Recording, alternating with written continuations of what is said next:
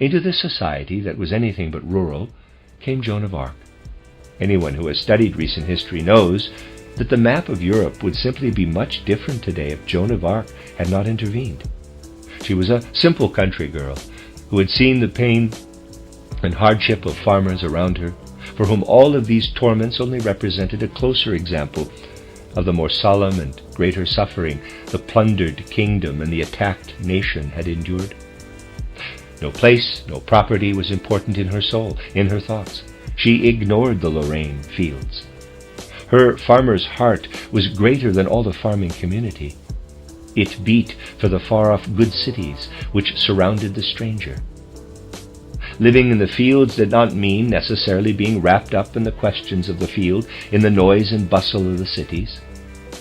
Joan's dream would surely have been less free, less bold and comprehensive.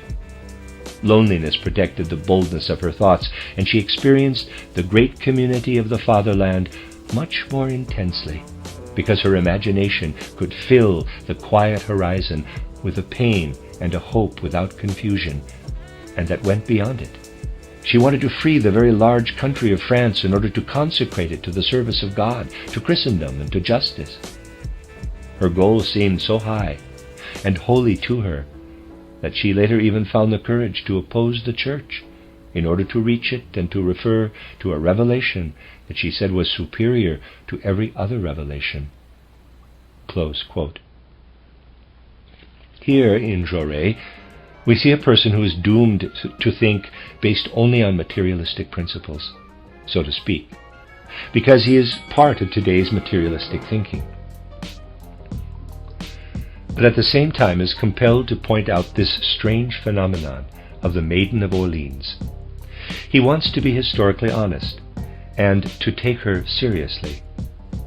Thus, Jaurès is confronted with the entire historical meaning of Joan of Arc.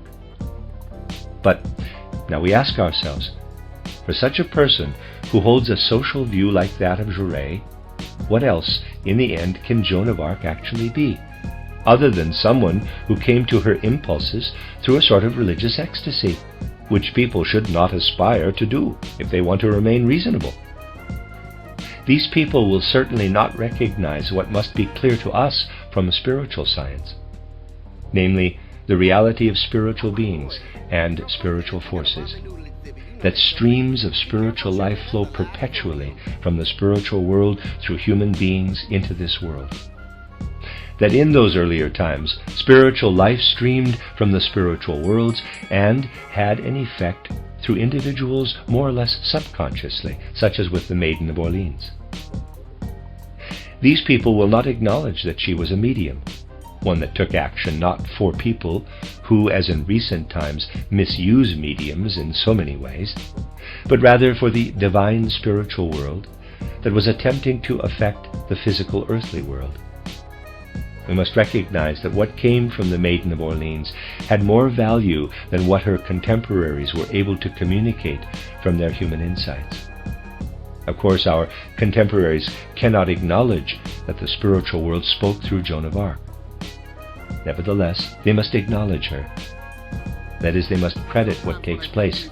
Just think of it. To individuals whose spiritual lives they do not recognize, and whose spiritual lives they certainly do not wish to aspire to. Here is nothing but the greatest delusion, though people do not want to admit it, even today, and can anesthetize themselves to this fact too. I will describe just one case to you of the Great Delusion, which is pulsing through all aspects of our social life today, and which is the cause of people not recognizing what is true. What is the absolute truth? We are, to a certain extent, looking at the counter-image of the worldview that is much more dominant in people today than we believe.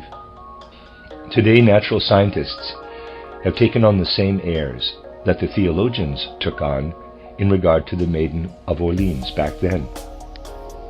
The theologians said back then, quote, "What she has unearthed in terms of her spiritual world knowledge is not consistent with what we know through our theology." Close quote. The Maiden of Orleans answered those who judged her on the basis of their theology.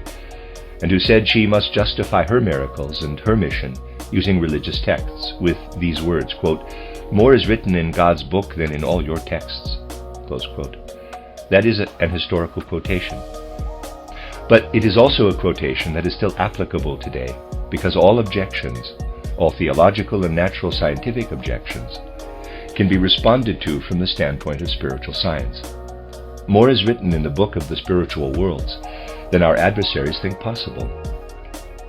And Jaurès adds to these words, quote, "Joan hears the divine voices of her heart as she looks up to the radiant and gentle celestial heights," close quote. Yes, such recognition sounds very good coming from the mouths of our contemporaries. But what is this really, to even the most learned of our contemporaries? An acknowledgement of something that they take more or less as fiction, a fiction that to some extent can make life better, but to which they accord no reality. This is what the Great Delusion does. Thus we see that we need clarity about the existence of this Great Delusion. Its effects confront us everywhere, and it is preventing spiritual science from having the influence today that it should really have. More and more, people will have to gain not only theoretical insight into spiritual science, but also potent inner strength in order to bring spiritual science into every area of life. If such a widespread rejection of everything that is spiritual science did not reign, specifically in the medical field, and if medical science did not strive to become monopolized into one power by medical authorities and governments, immense things could be accomplished for the healing of humanity in the field of medicine through spiritual science. And that is what we must see as important in spiritual science, that this spiritual science takes up natural science completely, that it becomes involved in all that natural science has acquired, and joins in by adding spiritual scientific principles to the natural scientific mode. The theologians did not want to do this. At times they are filled with a very strange conviction. We must have the courage to examine great delusions such as this with clear insight, and from this clear examination find the strength to keep ourselves going in the face of what is streaming in from all sides. What streams in from this great delusion, from one side or another, sometimes comes in a very masked and hidden way.